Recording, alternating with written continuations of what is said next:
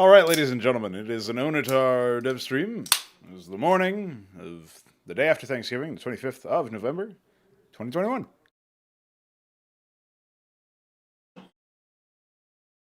Today, we'll be doing items. There's no pretense.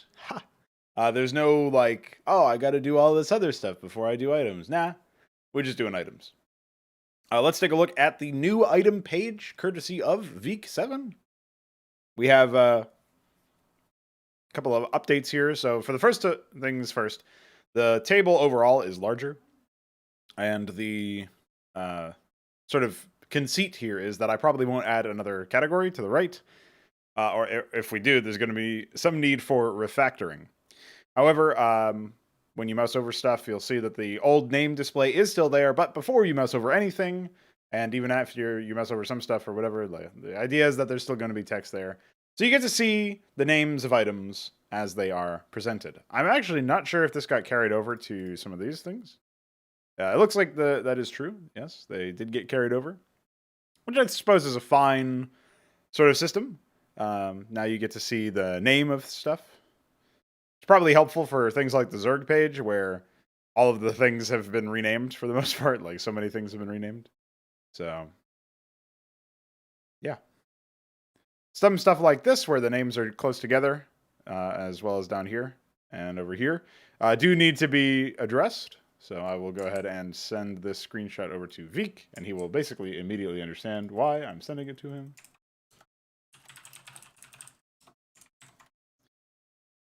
But yeah, for the most part, we are good to go with the changes to this thing. There's some cases over here as well. I can just send him this. So we're still work in progressing the items themselves in the page, but this is supposed to be generally a bit better as a display than the previous one where you had no idea what the names were. So.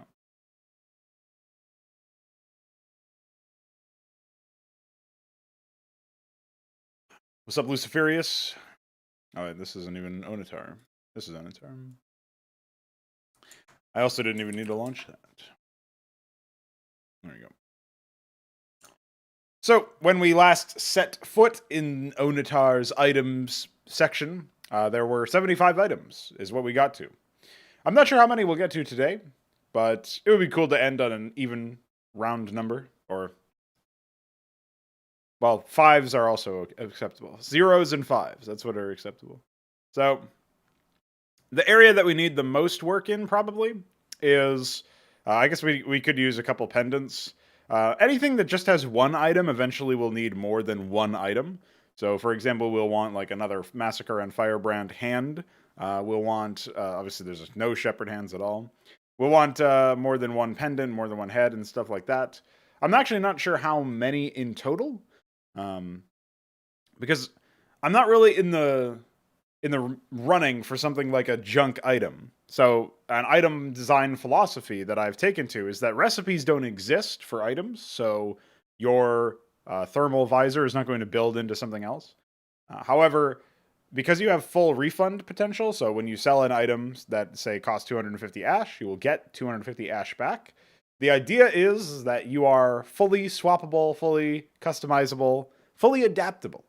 And also that for scaling purposes, when you sell an item and then have enough ash to buy whatever the replacement item is, like that is the intended sort of interaction.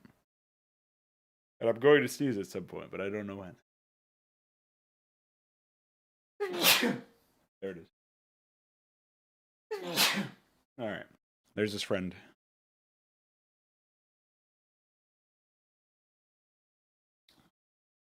Completely unrelated, but there was a strange story where my father was sneezing, and somehow we had come to the conclusion that there were too many mic heads inside his nose. And so there became a joke where, in one of Cullen's older birthday maps, our father has a line where he said, "Shut up before I put you in my nose with the rest of the mics." And that's a real sentence.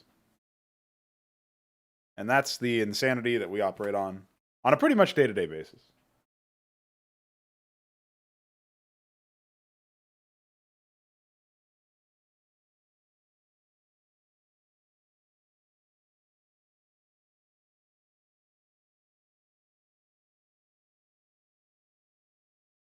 All right.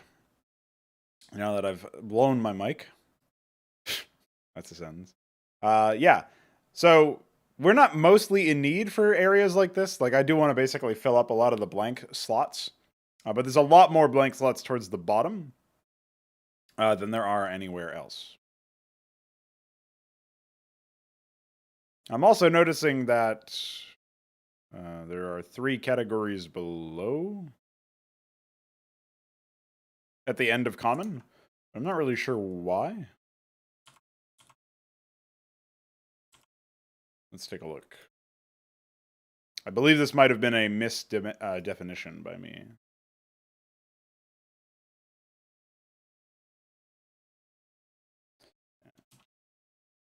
There isn't other rewards for item slots?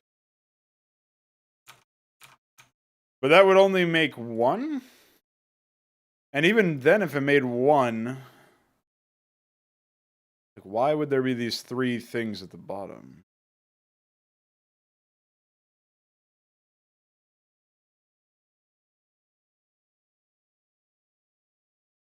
That is strange. I guess I'll have Veek look at that too.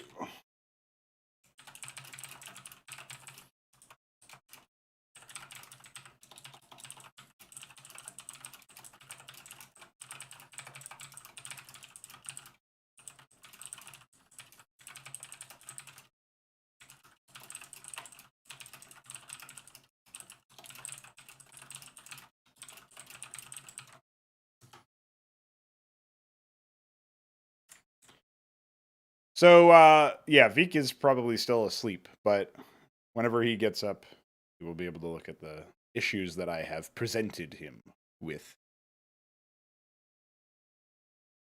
Okay. So, I was thinking for items, a lot of the, just like units actually, a lot of the ideas that I get usually show up when I look at icons, which is pretty funny. So, I was actually thinking that we could use some classic Brood War weapon icons to describe some newfangled devices.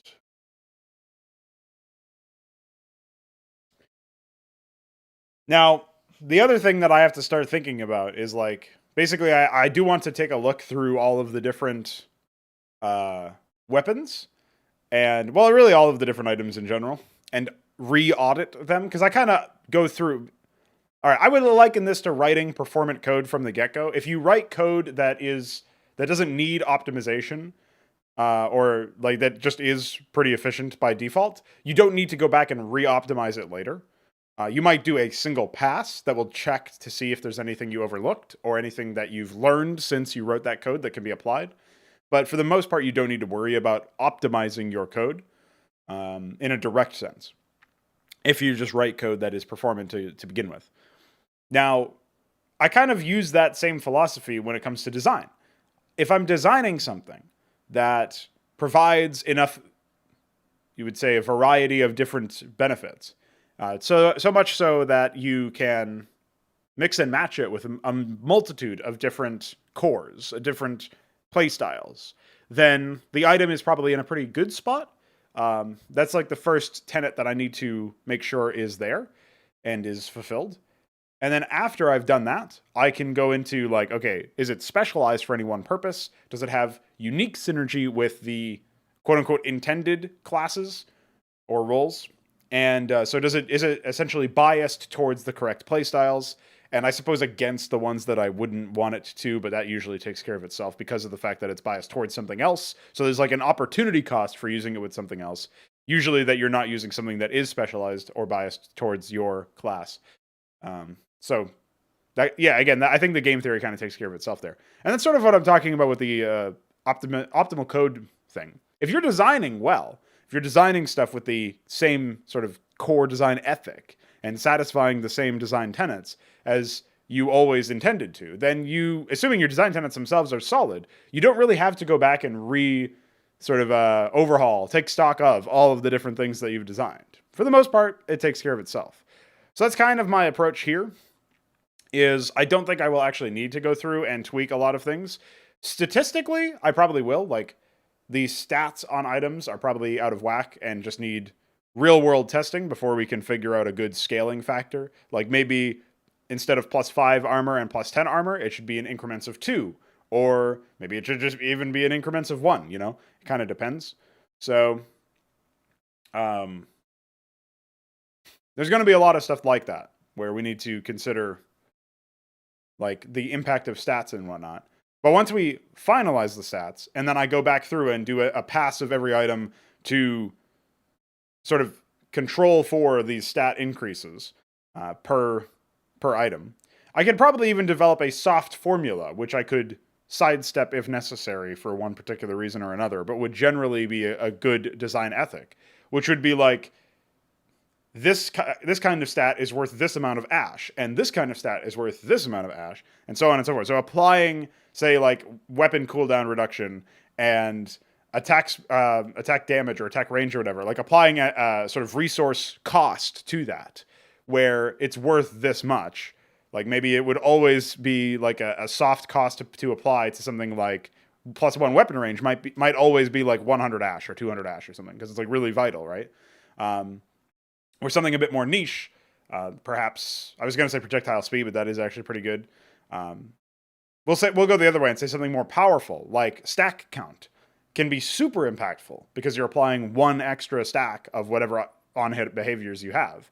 So that would be something that would maybe mandate a minimum 500 ash just for that one stat, right? Whereas before we were saying like 100 to 200 for weapon range. So if we can start to come up with a core idea of what each stat represents visually and also with regards to the value, then we can start to get a good estimate of how much ash each item is going to cost.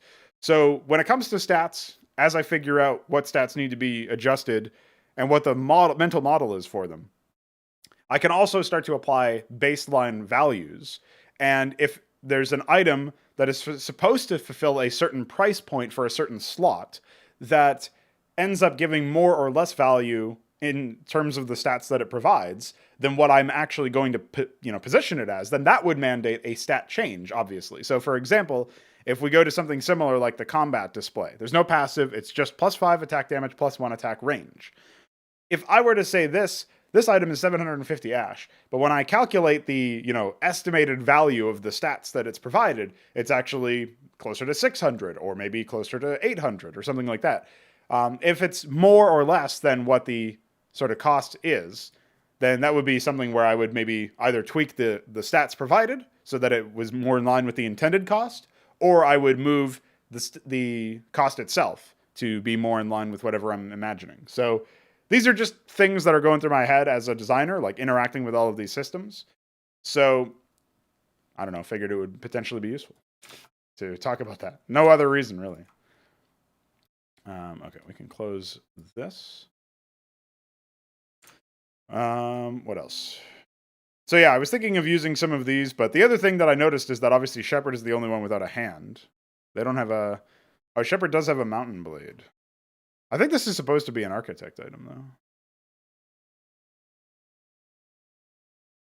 Yeah, this is more... definitely more architect and or iris. I guess the idea behind Shepherd was that... No, I don't know why, actually. All right, let's move the mountain blade to architect. That's definitely something that should have been there to begin with. Go to masterwork. Oh, no, it would be potent, wouldn't it be? Mountain blade, category 5. But yeah. Yeah, so no hand items at all for Shepherd. So the thing about Shepherd is...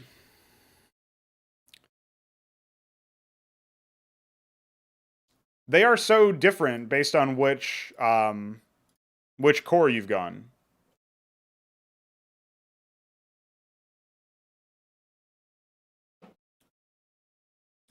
So one thing that I've done that I believe is actually really intuitive, or it results in something very intuitive, is make it so that the bright side core heals based on auto attacks. So it heals based on final damage dealt to your allies, which means that the damage that you're dealing, quote unquote, the healing that you're dealing is reduced by armor and also increased by armor pen, armor, attack damage, weapon cooldown reduction because you're like heal per second or whatever. You're attacking faster. So we're piggybacking off of the same system rather than implementing something that isn't intrinsically, already understood to be in the game. And that's for healing. So this sort of projectile thing is like a skill shot that will enchant allies. But if you look at something like this, yeah,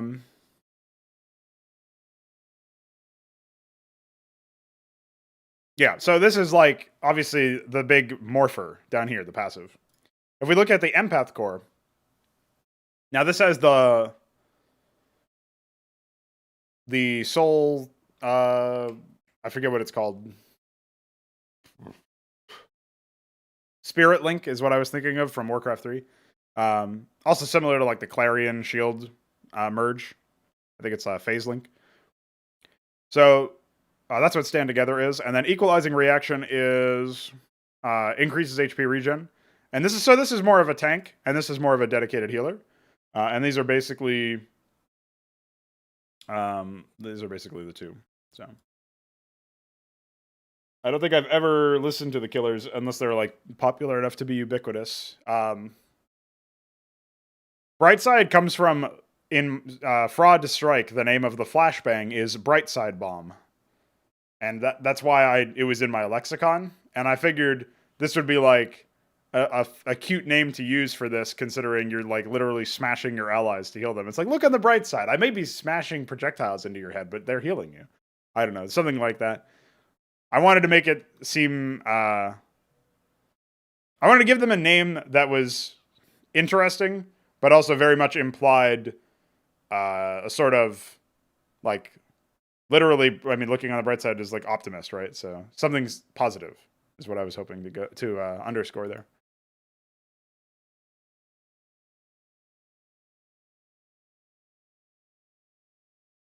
Did they make the song Mr. Brightside? Is that even a song?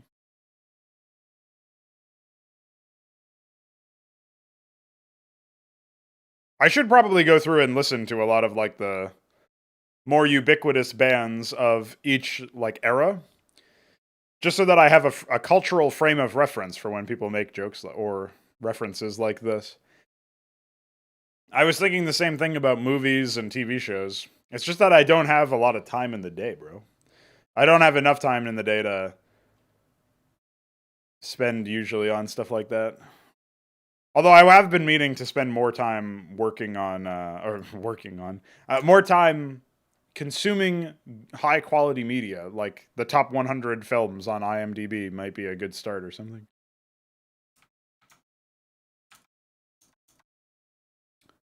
All right.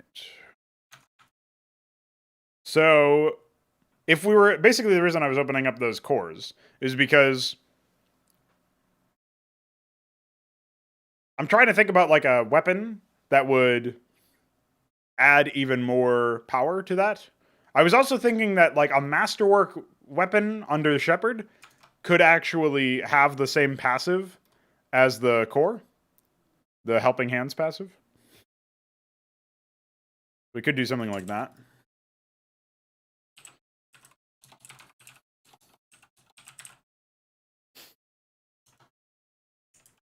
I don't know what cape shit is. Is that like is cape shit a term for like it must be a term to describe comic book movies or something.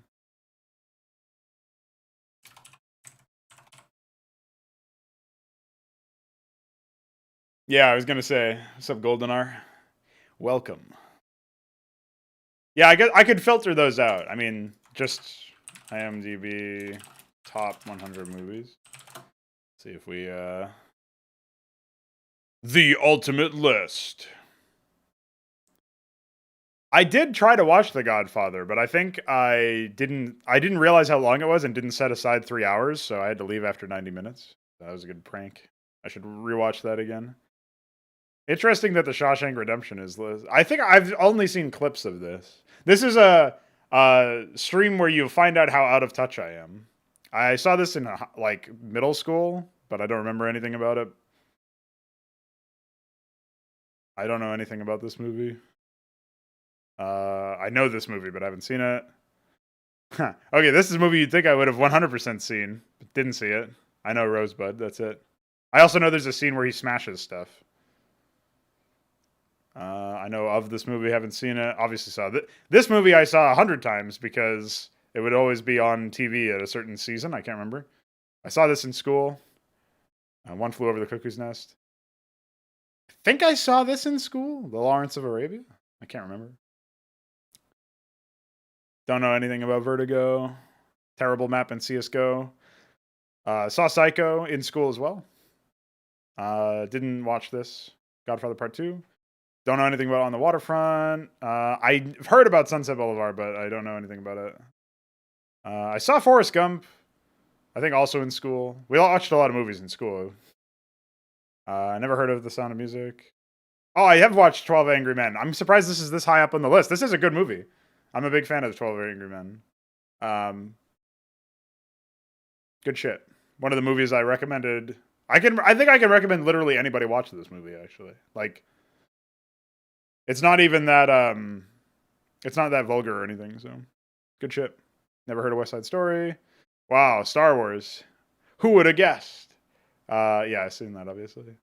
I haven't seen 2001: A Space Odyssey, which is kind of like, this is like saying you haven't read Dune, which I also haven't, and yet you're like into sci-fi and you're writing sci-fi and stuff. It's almost like sacrilege.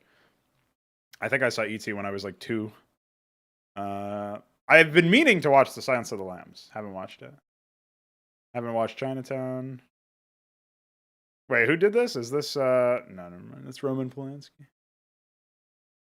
Haven't watched this. All right, yeah, we're getting into stuff that I've literally never heard of. Apocalypse Now, I've heard of but haven't watched. I've watched The Lord of the Rings. I think I watched Gladiator, but I can't remember. I watched Titanic. This is a movie I would probably skip. I mean, I guess I should watch it just because of the cultural impact, but like, not my thing. I watched a little bit of Saving Private Ryan. Yeah, so I just haven't seen a lot of movies. Is the final sort of takeaway there.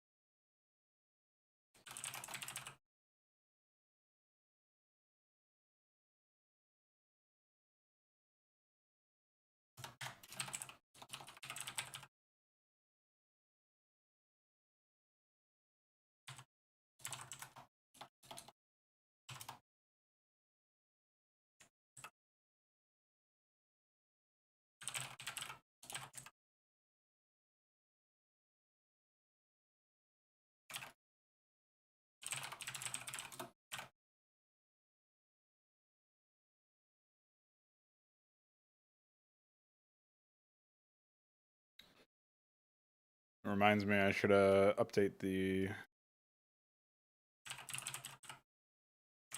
Yeah.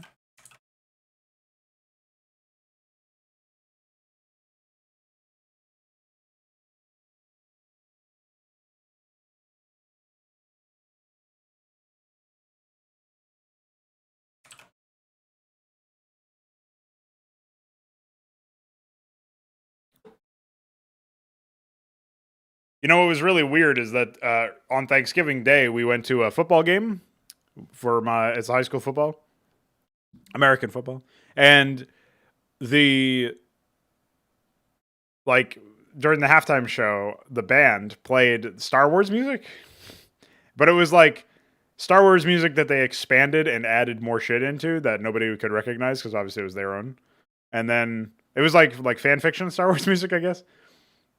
And I just don't understand why.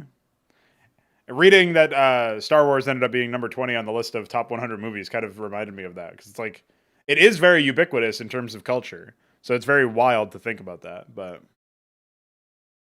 let's just say it's strange. Very strange.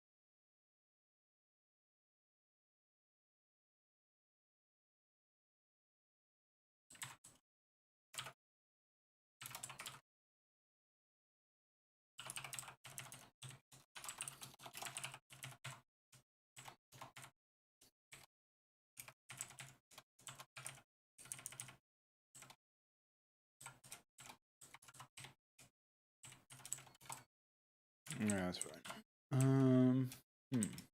I don't have anything that increases attack angle.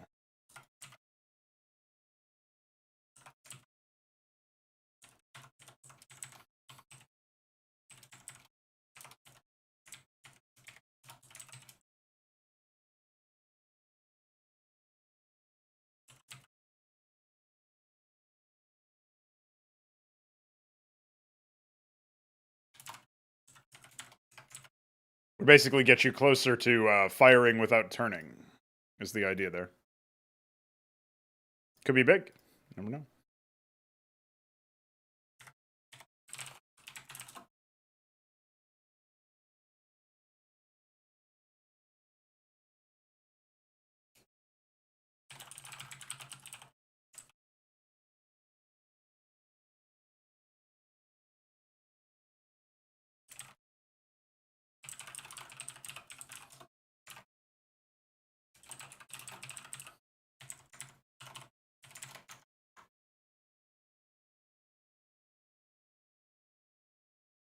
Trying to think of an icon that implies weapon switching.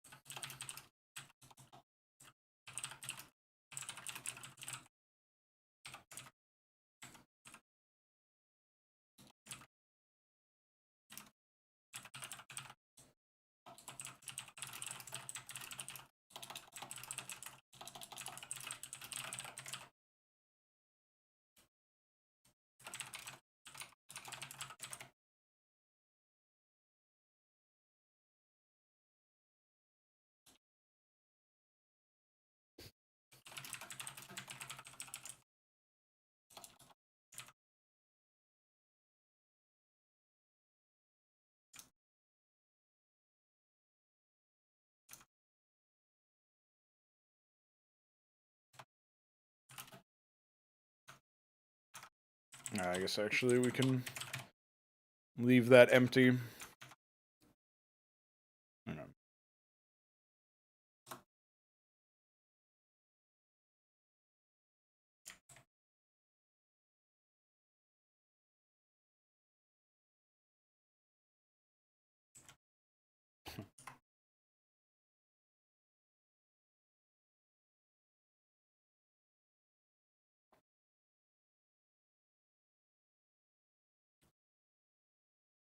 All right. So one of the things that I definitely want to emphasize and underscore about the weapons and the items in general is that when you get a core, or when you look at a core, like the bright side core, for example, This biases you in one direction and gives you some powerful abilities and passives, but it doesn't mandate that you have to stick with them, and it also doesn't mean that if you want that eventually but don't want it in the early game, that there's no way to do it without giving up whatever your other core actually is. And the main reason for having so many items is so that we can have a crazy amount of itemization, some of which will overlap with each other. Now, if you happen to be a bright side core player, and you end up getting a power lance as a bounty reward, or you just, I don't know. Let's just say you smash it and you decide to buy it. You will have double helping hands passives. Now, the way stacked passives work is basically increasing the efficacy. I'm not sure by full or if it'll be like a reduced amount, like diminishing returns for adding additional stacks. But as far as I'm concerned, the current implementation that we will test is healing your ally for double your final damage, as opposed to just a single instance, because you've got 2 stacks of it. So that means that there is value in stacking items like this that happen to have more stuff. An example would be the Arable Tooth, which has Abyssal Gaze. I can't remember if anything else had that ability. This is where we would... Oh no, we would actually open up Notepad++. And we would do a search for Abyssal Gaze in the items. Abyssal Gaze.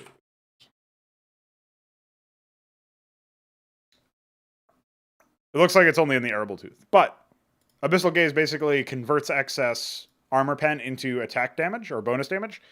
Now, if you had 2 items that did this, or if you just had 2 Arable Tooths, for example, since it's a one-handed item, you would now have double your armor pen, double your excess armor pen converted to damage. So if you had, the base damage on that is 40 and it has 8 armor pen.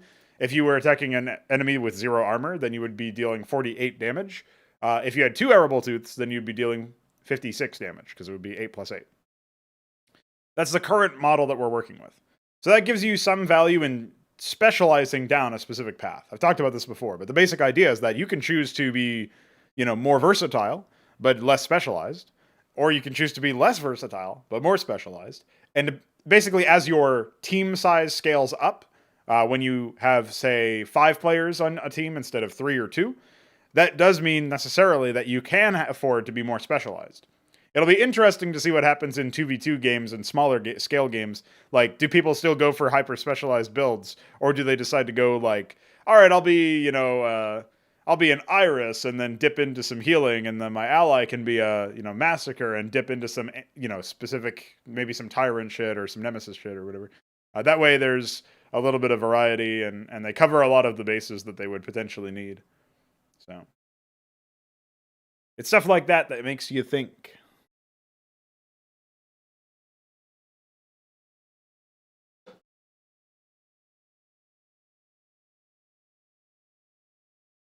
Something that also just occurred to me, but it's probably not something that I will pursue, is there's the idea that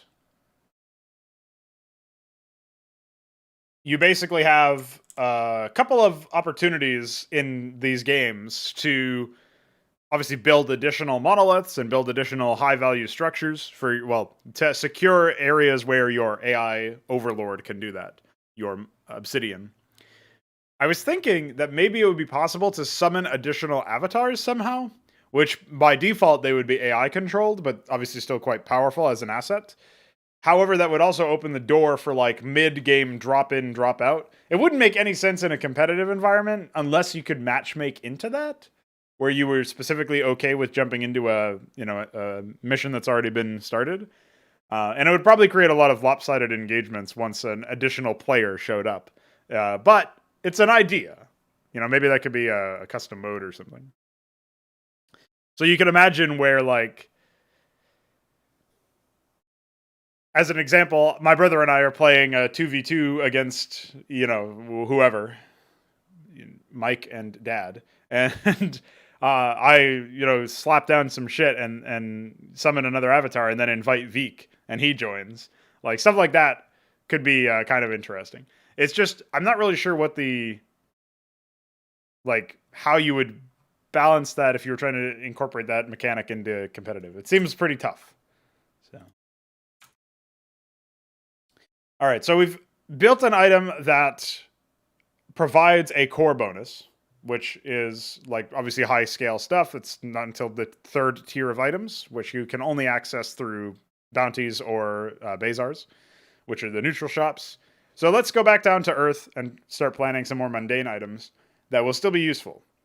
If we're still targeting the Shepherd branch of items or class of items, I think we probably want to look into stuff that we haven't already provided for itemization. The refining helmet is pretty good for energy regen and sight range. The kinetic band would obviously double the stats while in combat. The innervation band is kind of interesting because it provides you with not just life steal, but also energy siphon. So you get energy steal, basically. And then there's the Janata pads, which are just HP and then HP regen while moving as well.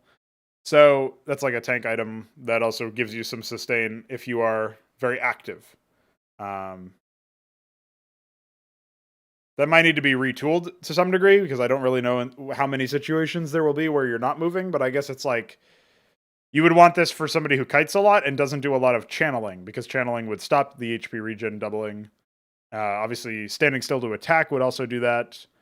So yeah, there'd be a lot of cases where you might want to do that.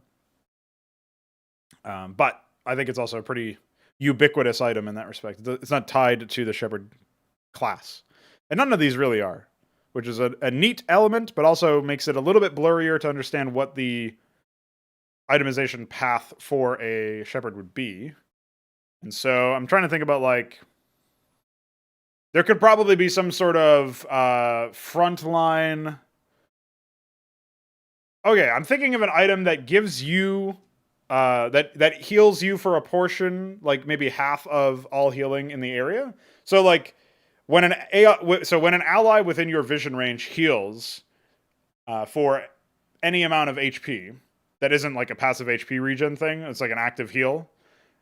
This would provide you with half of whatever their healing was. So if you're a bright side core and you have this item, we'll say it's like a chest plate or something, and you smash an ally for 10 health, and that heals them obviously because you're a bright side. You would then, with this item, receive 5 HP yourself. And so this would actually be tethered a little bit more towards frontliners because the conceit is you are taking damage. But that doesn't need to be where it ends because we could also add an item or imply. I mean, the dispatch pistol already does this, where there's an overheat mechanic where you do damage to yourself. There could be a situation where you might want to deliberately proc something that deals damage to you, or you might want to operate at a lower amount of HP for some other reason, similar to might be the Doomsday Core, or maybe.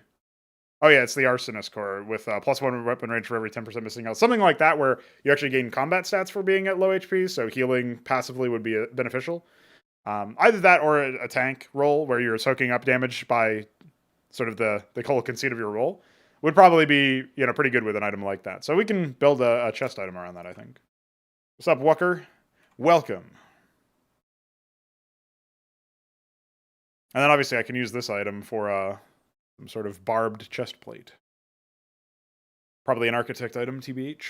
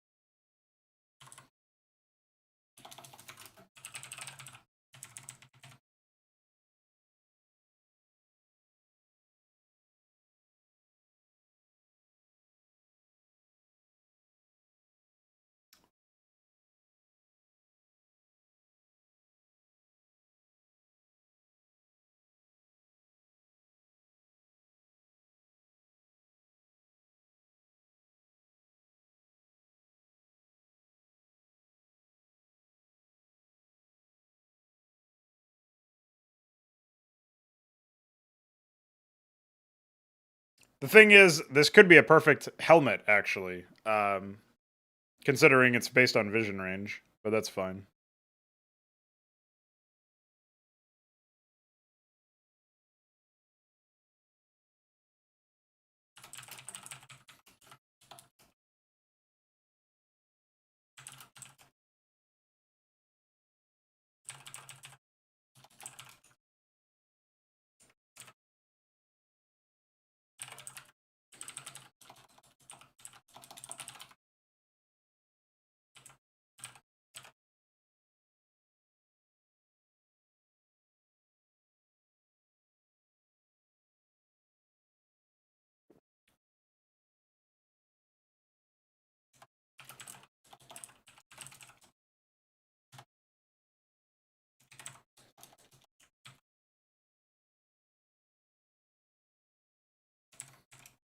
Now you're trading out stuff. I mean, let me look at the other chest items that I've got here.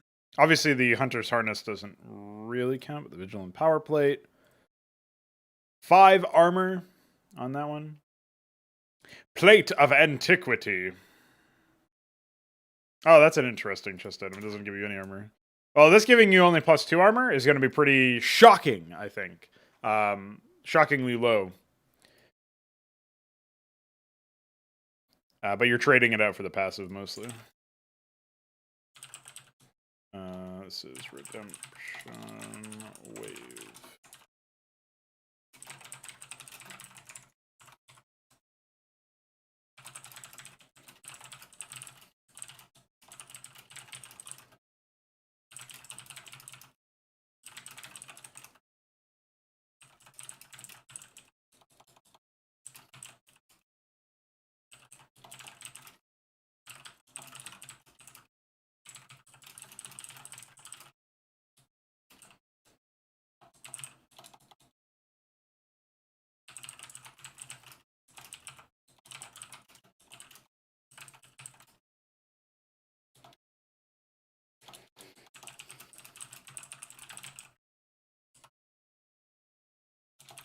BR here.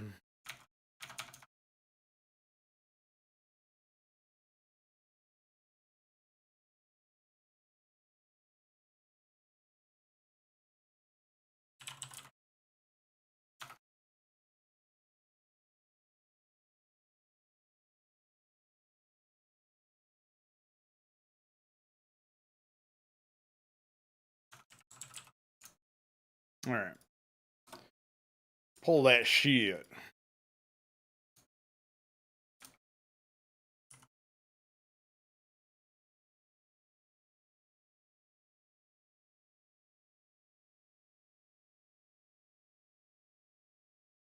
Okay, that should be good.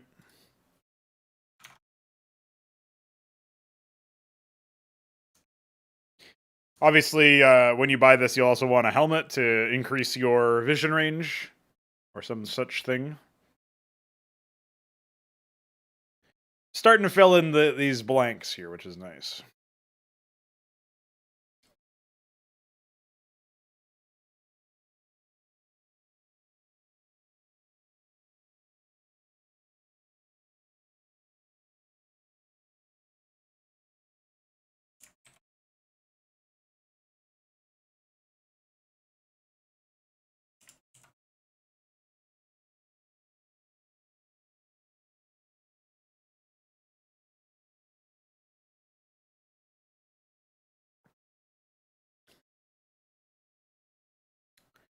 The other thing I was thinking is that I still haven't done any charged items that provide healing from a projectile or something.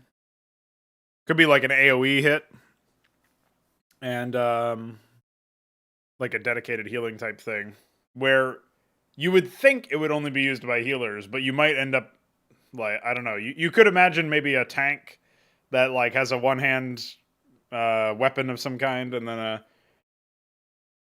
I don't know, a wand or something.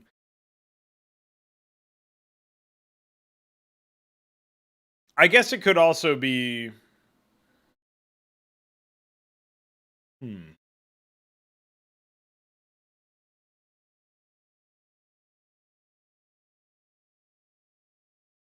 Yeah, I don't know.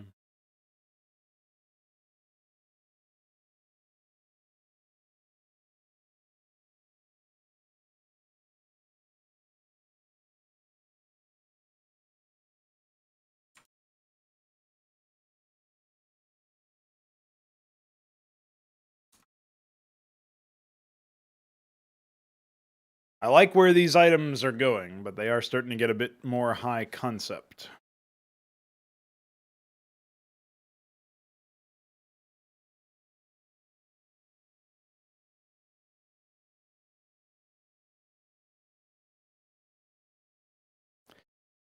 Aggression inhibitor.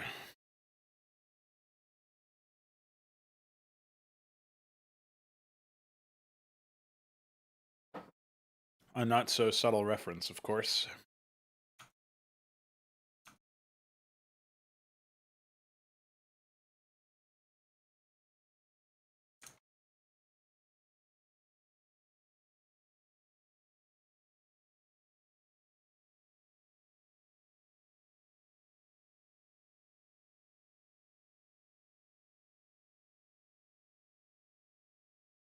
+5 armor is pretty heavy.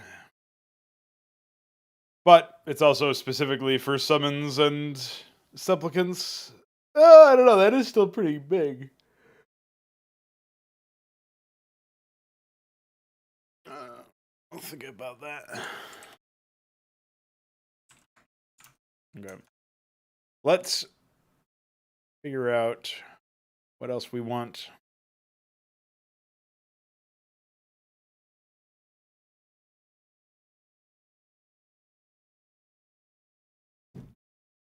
Well, I don't really like the idea of items penalizing you. I prefer the idea of items, the opportunity cost being the penalty. So I could be moving faster with this item, but I'm instead choosing to wear this item. That kind of thing.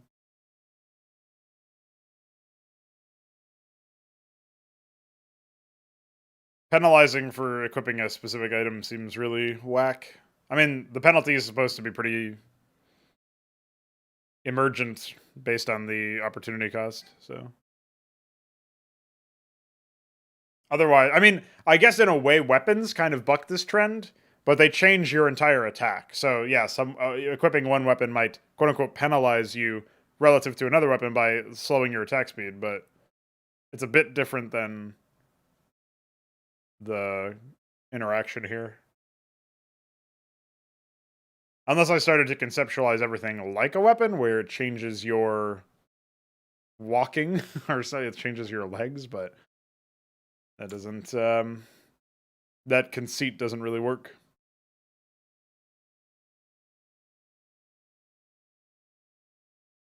Yeah, basically trade it. So if I make it so that items with a lot of armor don't provide a lot of other bonuses, then there's the natural opportunity cost / penalty of, you know, not getting some other stuff.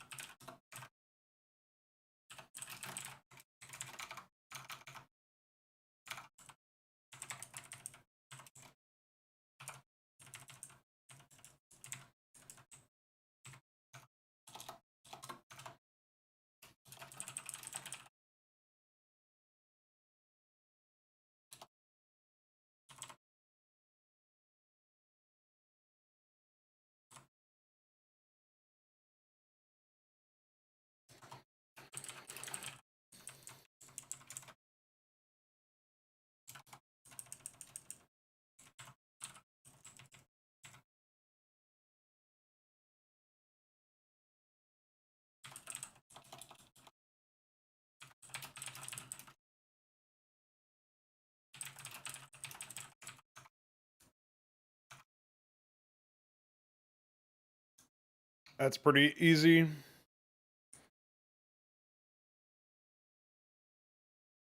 Oh, I need to BR. God damn it.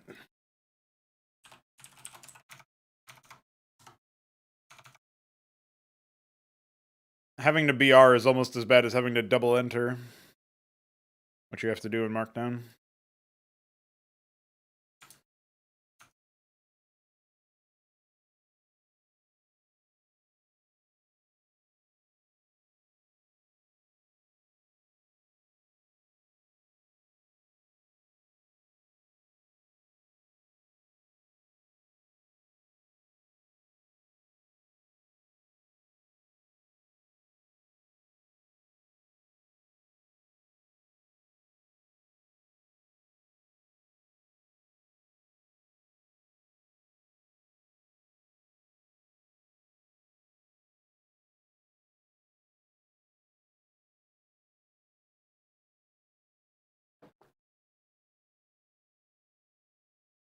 I've been thinking about some more laid back, like you could call them casual or low action games.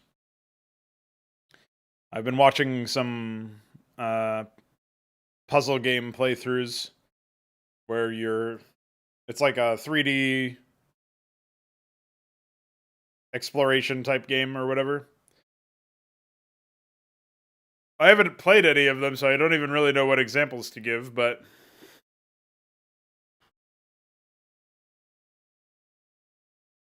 been wondering about stuff like that.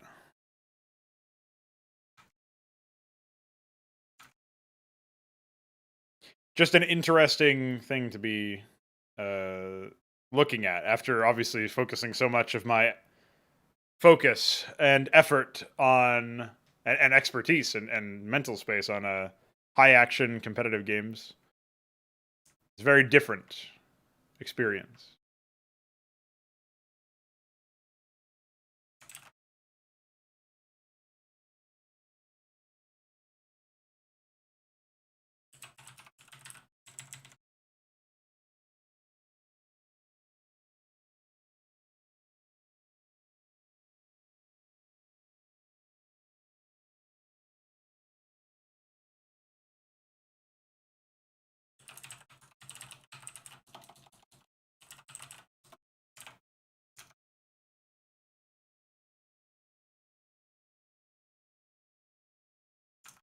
Yeah, it's like you can imagine a world where you have free reign to explore much of the starting environment. And say there's like in the starting environment there's like 5 areas, and each area has like a unique element to its puzzle. But within each area, or at least within the starting area, which is one of the 5, there are samples of the other 4 areas, like sample puzzles, if you will. And those are basically like you can play around with that and try to find the solution. Or more likely, you go to those areas where those puzzles are from and figure out the solution. And when you come back, you now use the skills or the patterns that you've learned to solve the ones that you couldn't figure out before. So it's like it is kind of a linear in the sense of the gaining of knowledge. It is linear, but the idea is that you can go from not knowing what to do to knowing what to do, and then come back and like use that knowledge. So there's some sort of payoff, basically. Um,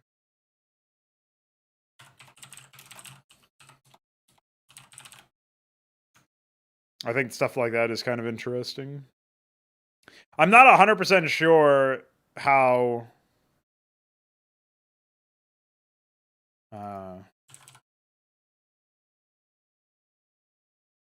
like it does seem kind of one note. Like once you've done it, you can't really go back. There's not really replayability, which is, I think, not like you can. So basically, like you could be spoiled, or you could have the puzzles solutions like spoiled for you, or whatever, right? But it probably doesn't have to be a replayable game. Like not every game needs to be like that. A lot of games are one and done. It's just interesting to conceptualize a game like that, because one thing that I always thought was really lame about puzzles is that usually they have they have one solution. Um, but I realized recently-ish, probably within the last year, that a lot of my misgivings towards puzzles were that they're basically in places they shouldn't be. So they were in an RTS or an FPS where you have this game sandbox where you can do a ton of shit and you can express your playstyle and personality through many different things by building certain unit compositions or by equipping certain items or by using certain weapons or whatever the gameplay loop might be. But if there's a puzzle that only has one solution, right, or can only really be solved by mostly adhering to the developer approved solution, then it feels very one note and also limiting because you have all these other tools, but you don't really, because they don't really do anything for you. They can't really help you. And that feels really bad as a player. So where I'm going with this is that if the game itself is supposed to be a quote unquote puzzle game and not a first person shooter or a real time strategy, then that it's no longer putting a puzzle where there shouldn't be a puzzle. Instead, it's like saying the whole idea is that you're exploring and figuring out context clues and trying to solve the puzzle with by thinking about all sorts of different things in different ways or whatever. Now, I haven't played enough puzzle games, or really any puzzle games, to know what would be good examples of this. I've heard people say The Witness is pretty good, which is what Chalks wrote in chat. I've heard people talk about I don't know. There was some other 3D game came out, not the Talos Principle, I think it's called. I've heard people talk about that in positive lights. So maybe these are games that I should just play at some point pretty soon to sort of test my theory.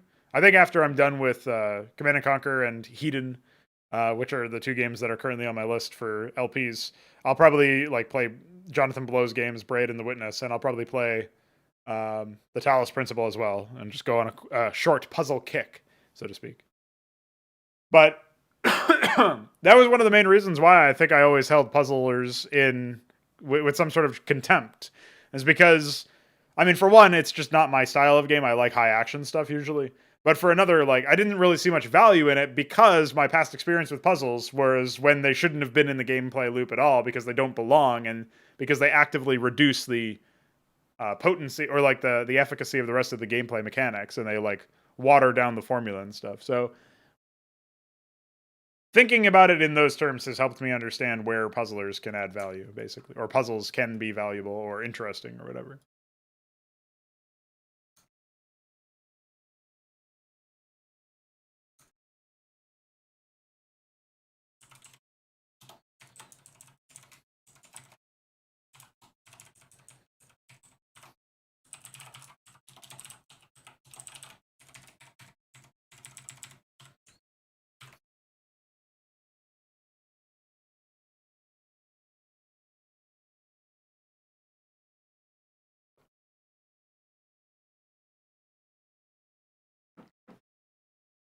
Yeah.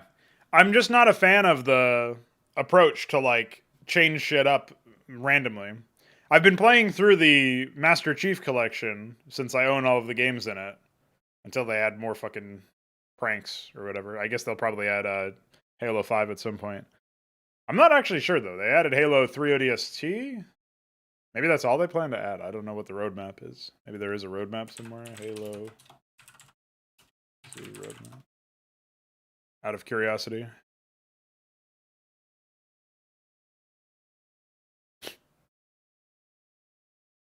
This is dumb.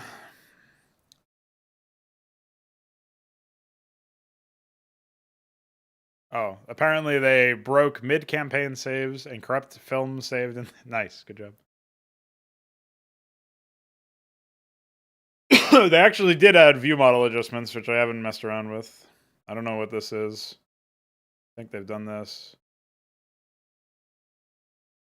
Maybe there's more shit here.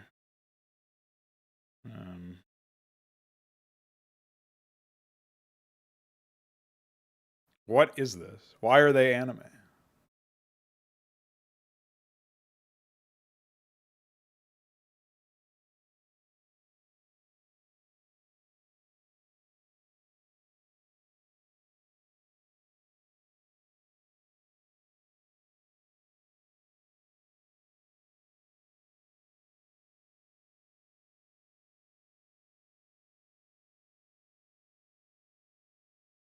Yeah, I don't know.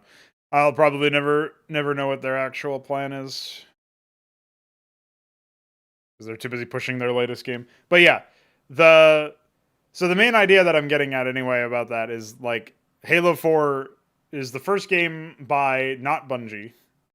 And even though Bungie themselves added a bunch of shit that shouldn't have been in the gameplay loop to begin with, like armor abilities and active shit, and then like instead of just making you move faster as a fucking super soldier, they gave you the option to not move fast or move fast, and obviously sprint is always what you would take. So Halo 4 lets you sprint by default, I think, or maybe that was Halo 5. I can't. I didn't play Halo 5, so I don't know. But Halo 4 in the campaign, like the opening sequence involves you shimmying and climbing, first person fucking mirror's edge climbing and stuff. It's like, bro, this is a shooter. Why are you giving me QuickTime events? Like, there's a button mash to open a door.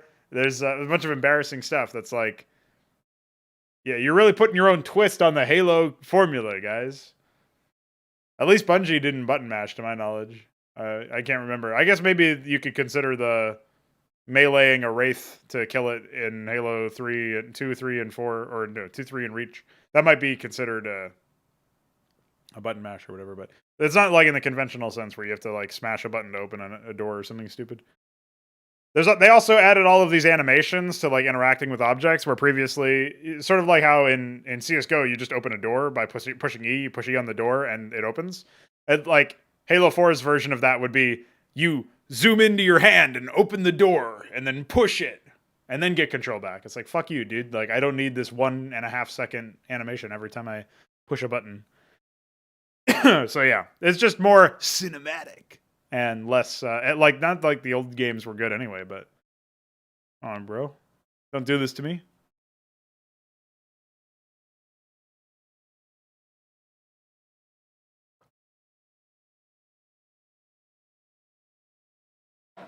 So yeah, basically there's never any precedent. That's a good way to put it.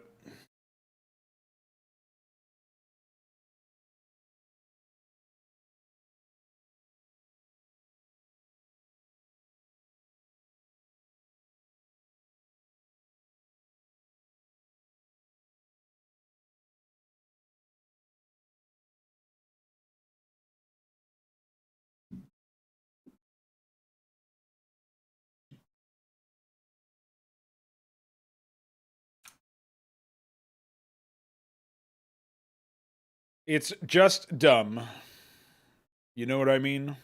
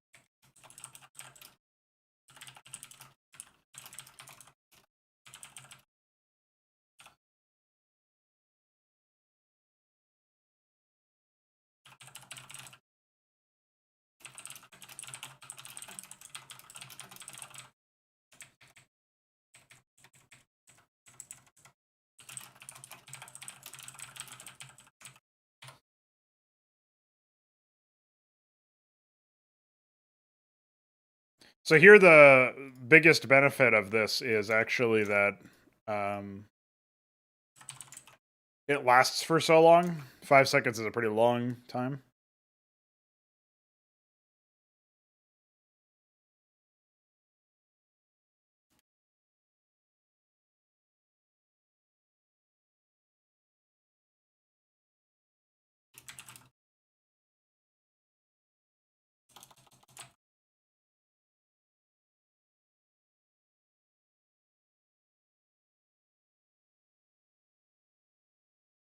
I have not played any of the Call of Duty games, so I actually can't even tell you what the like what my take is on them or anything.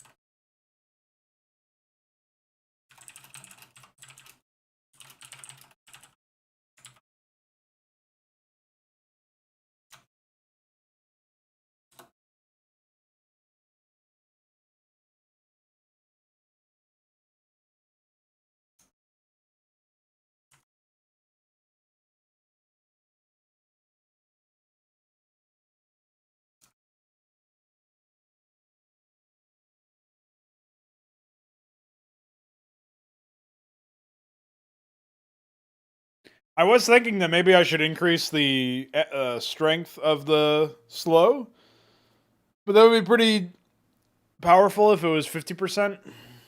The reason why I was thinking that is because this takes up a hand slot. So I guess I could auto unequip once it was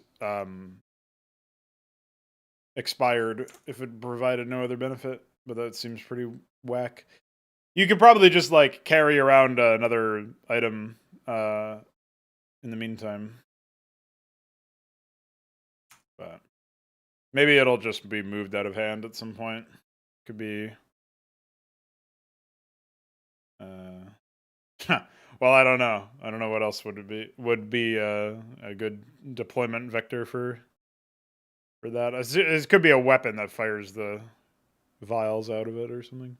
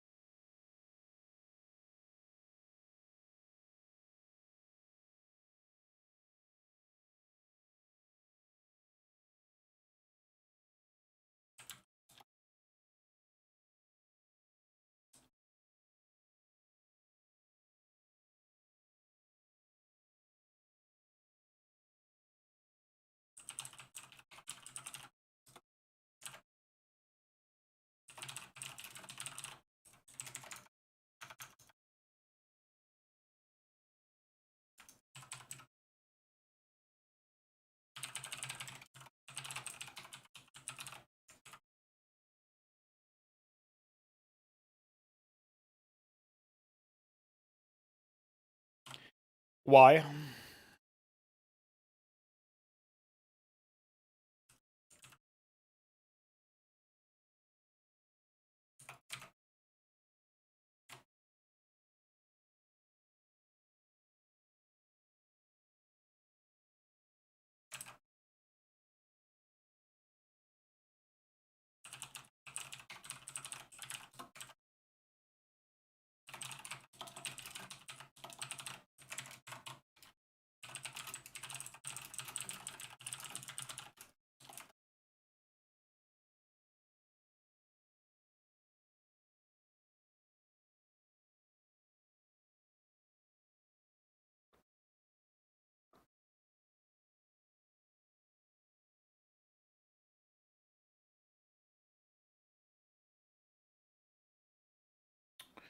Just change the descriptor instead.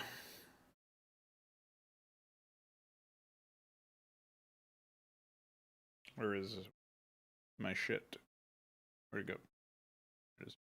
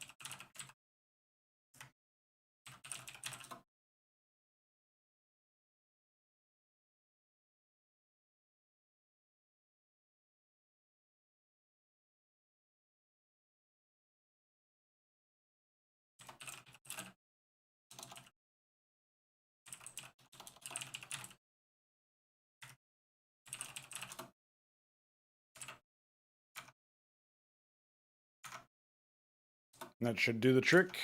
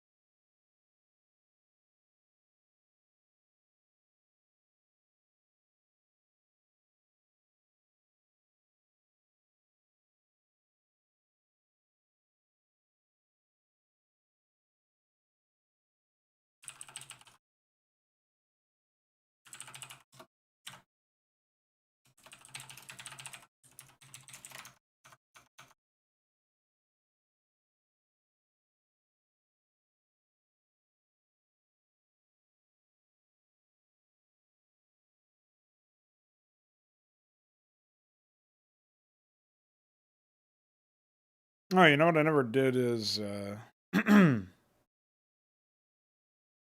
that's what it was. Never mind. False alarm.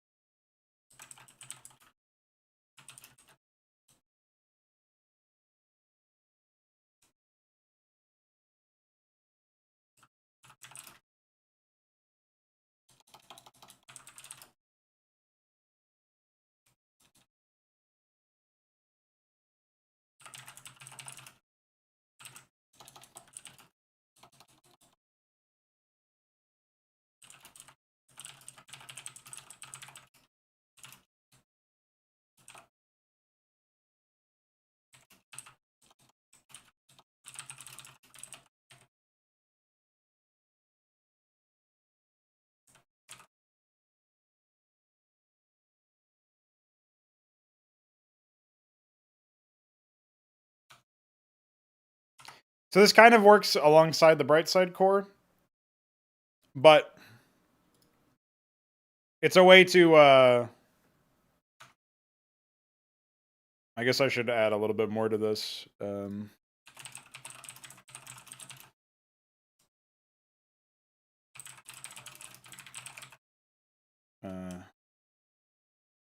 Dealing no damage kind of makes this it makes it invalid for the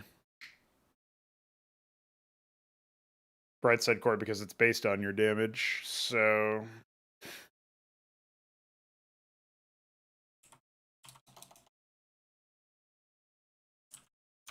I don't know about that one.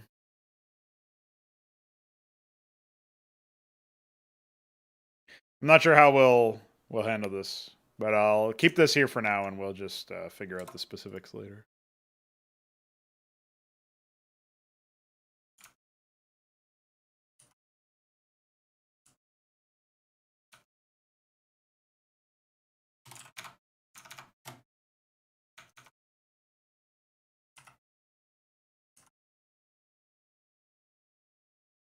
Have to add the weapon.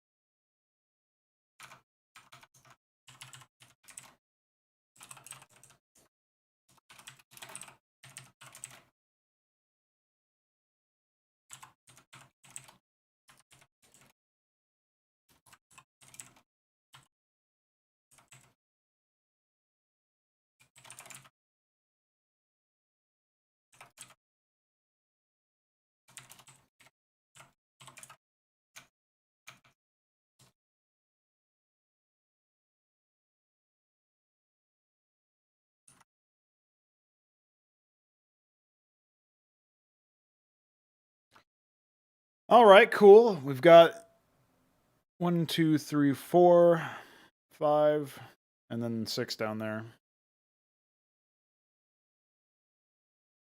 Good progress. Now up to 81. I have a couple more that I can do, but I need to use the bathroom. So I shall do that instead. I don't know why I've been blurry this whole time. Or at least, hopefully it's not been this whole time. Just reactivate the webcam.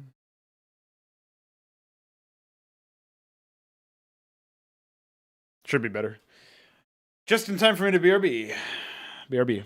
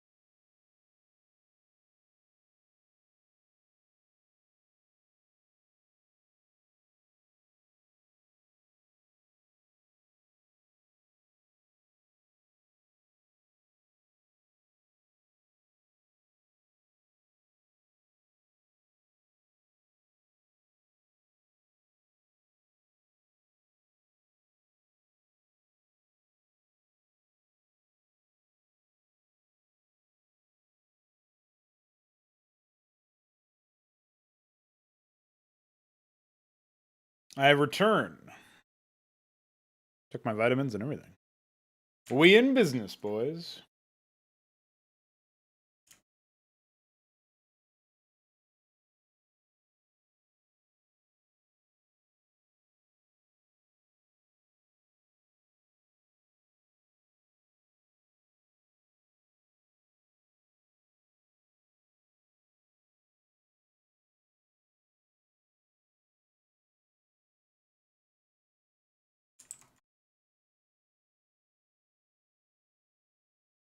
Which item?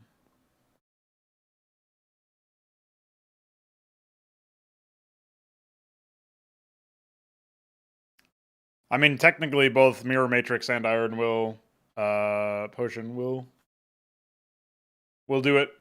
Mirror Matrix is just a tough item for me to figure out how to word the passive. You deal damage to your allies, but with the Bright Side Core, you don't.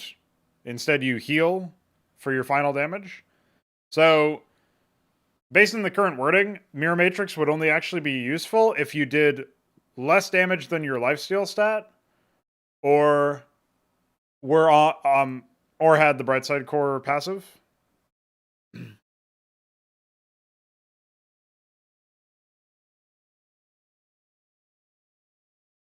Well, I guess lifesteal actually it's percentage based, so even that wouldn't really work. You would need to have like 150 lifesteal or something, or more than 100 lifesteal for it to work currently, outside of the Bright Side Core. Which is kind of busted. So I basically just need to overhaul the passive and come up with like a different way that it... I could make it so that your weapon becomes inert and in... Oh, you know what I could do? No, the solution to this is so obvious.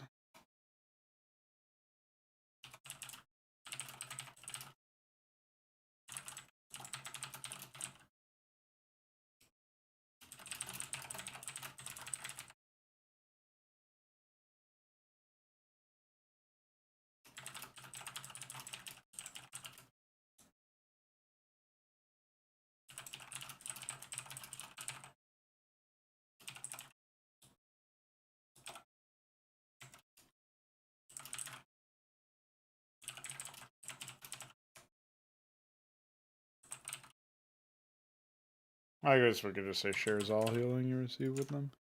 That's the obvious solution. I'm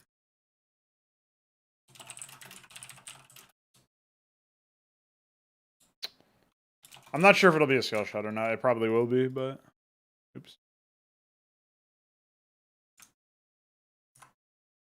Yeah. Allies don't take reduced damage, but this is just a way better, like, cleaner solution. Since that way you're not, like, fucking with the weapon at all. You get your lifesteal, and you heal, and then they also heal if you link to them.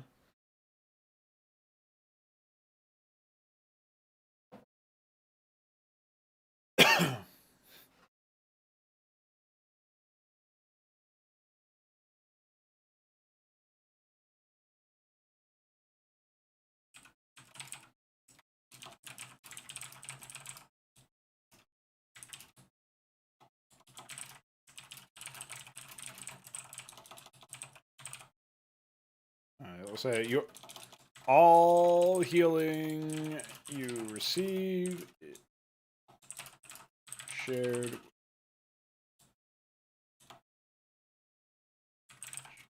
Well, shared is kind of a vague, but what I mean is that I'll say also benefits all linked.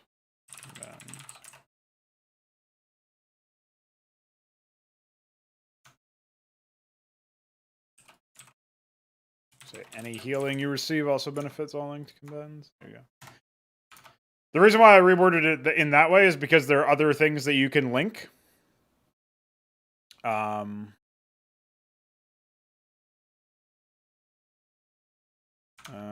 Let's just change this link here.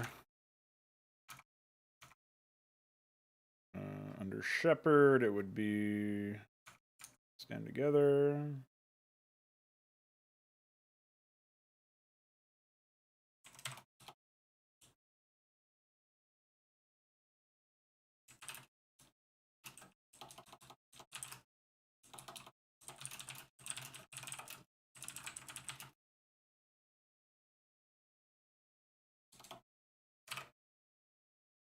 Links expire if you or the linked combatant leave each other's vision range.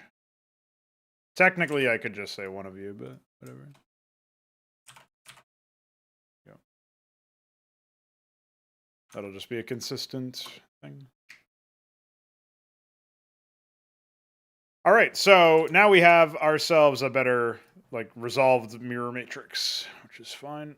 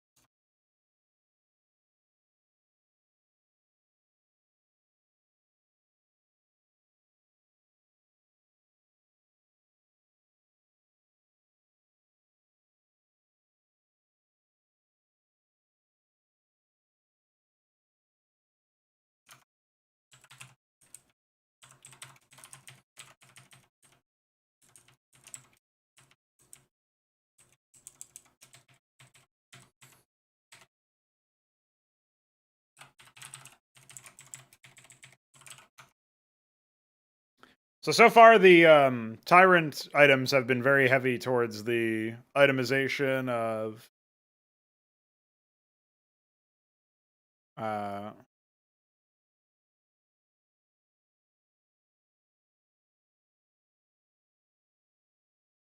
like, towards summons, right?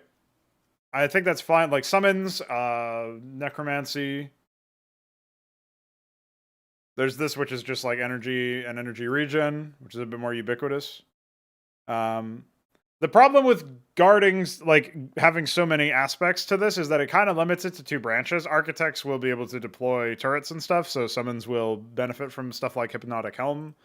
But Fatalist Saber is like, I mean, I guess you could build this. Yeah, I guess so. You could build this on pretty much anything. It's just that like they're not going to benefit from. You have to itemize into Tyrant in order to benefit stuff like the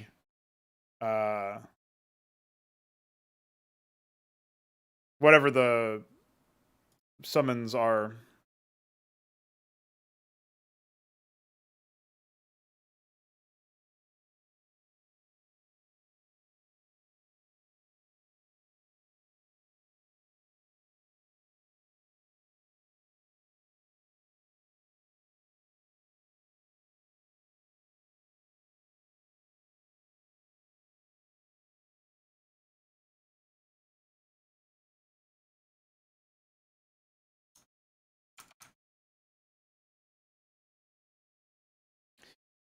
So I was thinking that there would be something where, well,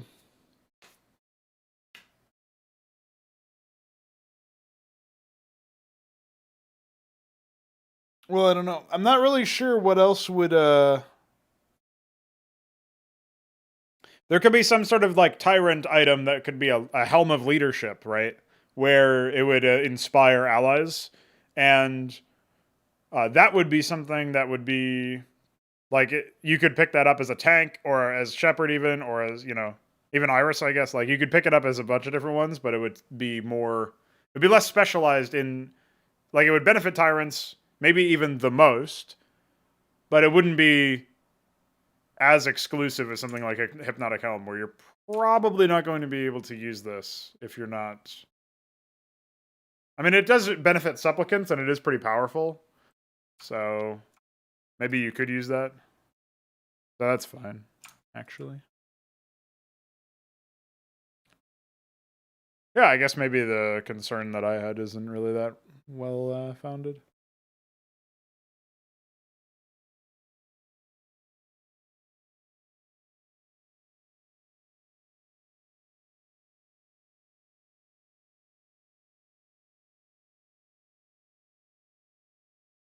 A lot of this stuff is pretty hard to test without actually jumping into game and seeing what it is like. But we don't have a full gameplay loop either, so even though we could start implementing some of these items, I don't think it would provide a massive amount of value to do so. I would provide value in like testing out the stats and how the interactions work like that, but it wouldn't provide value in terms of like knowing whether an item fits into a gameplay loop, just because we don't yet have the full brunt of that. So we will need to wait on that one.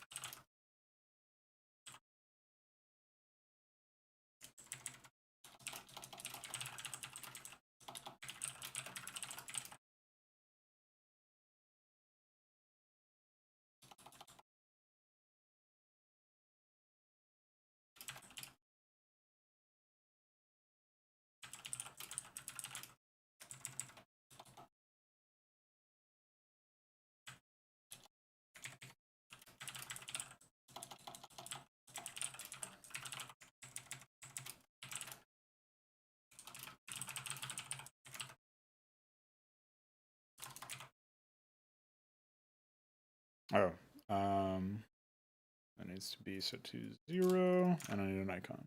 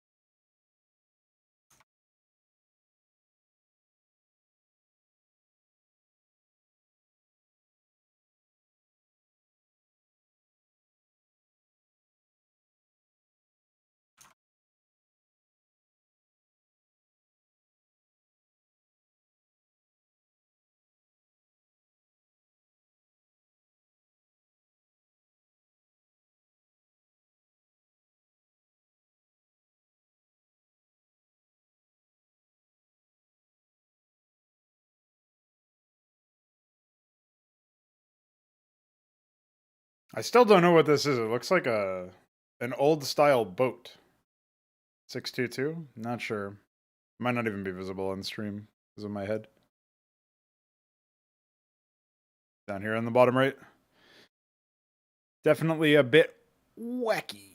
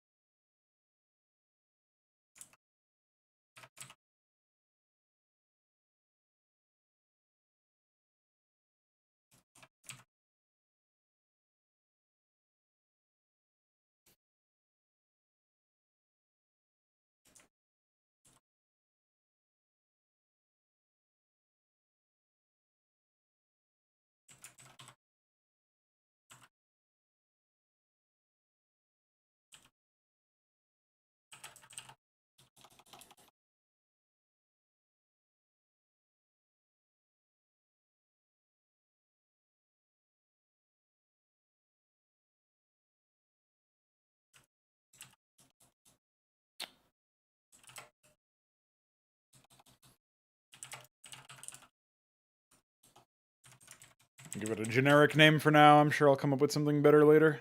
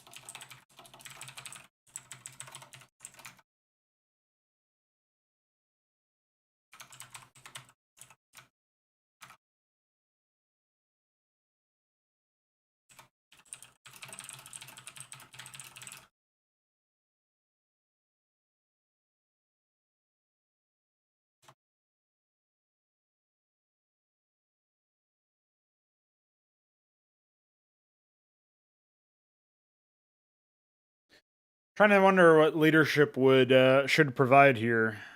You can obviously stack this with spiked collar, which would be interesting. So I guess if you wanted super fast summons, you could get this plus spiked collar, which would come into cost the opportunity cost of getting +5 armor. You'd choose between really fast and really slow. But I think we'll start with speed and see where it goes.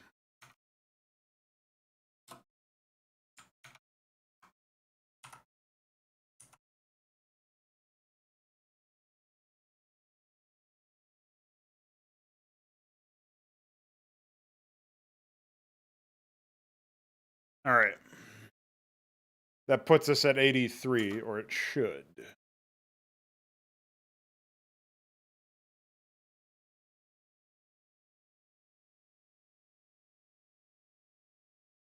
Yeah. I guess we'll do 2 more and then probably close up shop here. Maybe I'll take another look at some of the other discussion points.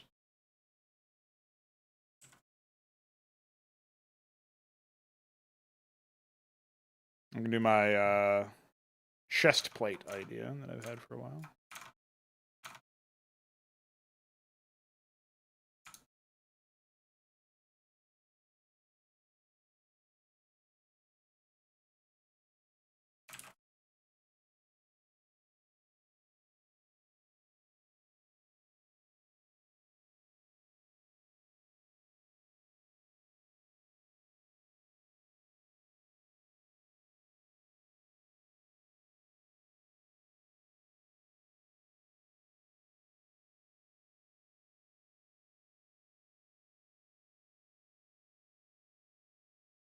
I'm trying to think of a term here, but I can't. It's out of my head. Oh. That would be treacherous, but that doesn't really instill the right kind of vibe.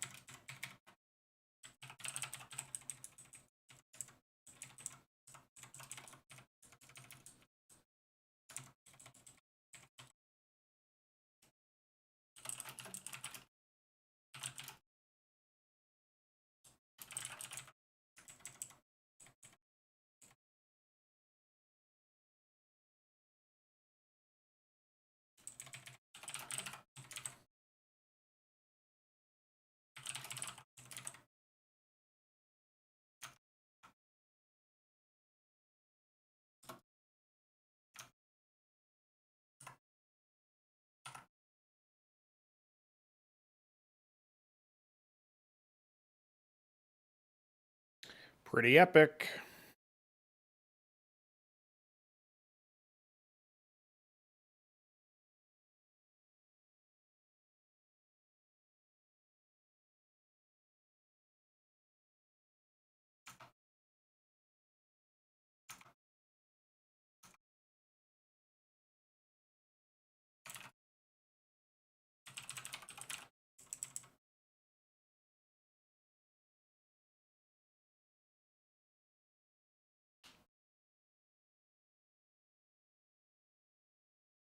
Viker has posted a bird emoji. What's up, man? Sleep well.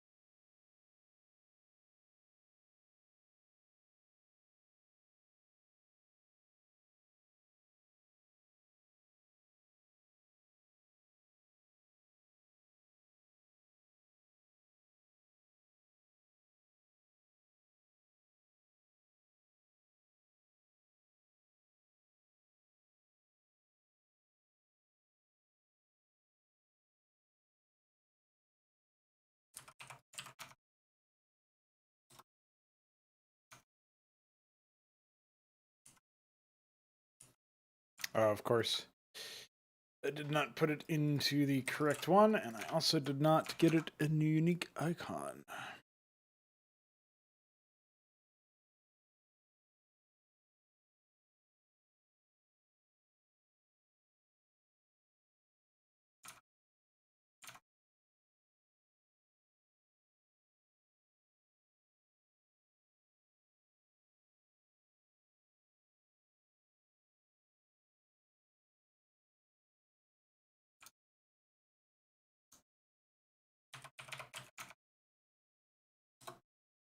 I'll probably use that for a different cloak somewhere.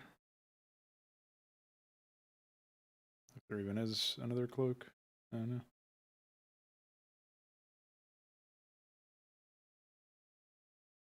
I guess not.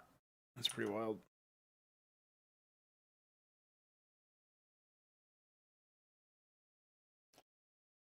All right. Up 10 items now, homies.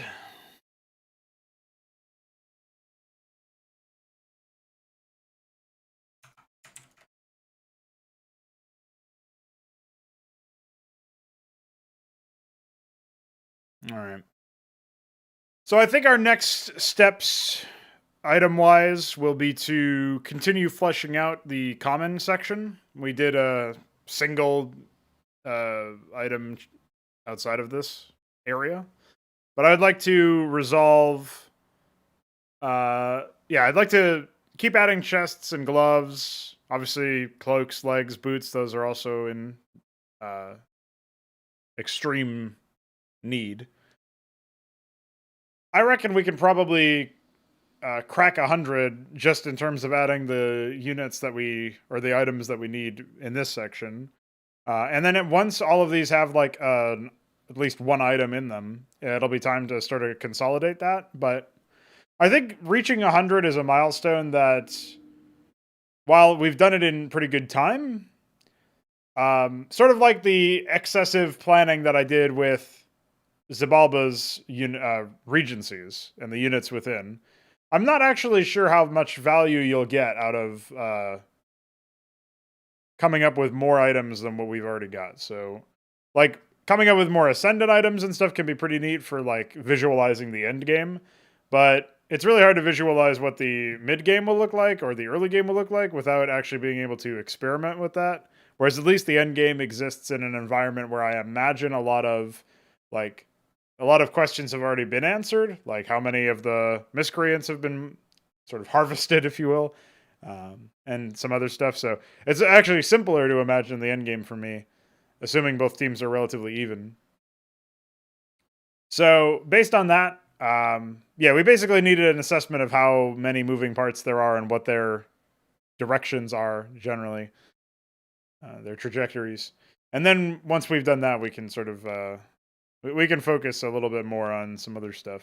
So I think that's probably fine. You know, I'm not really that worried about any of that. But yeah, we just need to smash out some more items in the bottom section. And eventually, I think, cracking 100 can be the milestone that makes us, makes me say, okay, let's take a chill pill and let's focus a little bit more on the engine and focus a little bit more on experimenting with the stats themselves. So that'll be where our efforts are going to be placed very soon. I imagine maybe one or two more streams, maybe a longer one of these streams that'll crack the 100 mark. And so, yeah, maybe only one stream before we smash that out. So stay tuned for more of these. I will be back probably tomorrow, but I'm not 100% sure. We'll see. And we'll figure stuff out then. Thanks for hanging out, homies. Bye.